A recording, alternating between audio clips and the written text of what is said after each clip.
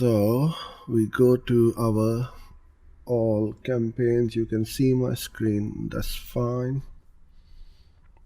So at your campaign level, click the plus button, new campaign. And again, you will get this options where you can either select a goal and set one up. So let's try this one first. And if I go display and then continue,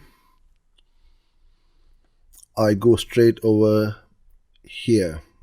But this is completely different to setting up a Gmail campaign, because what you want to do is to go there, and I would just come up here.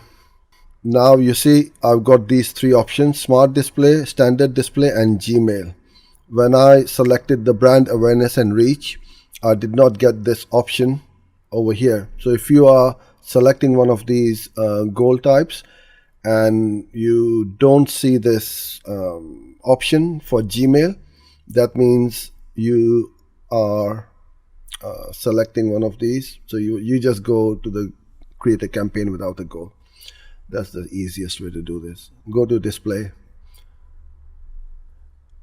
This really doesn't matter if you put in your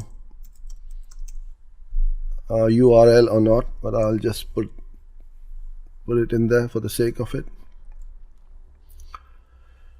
Name your campaign, locations you target. So if I want to target the UK, I can just select that.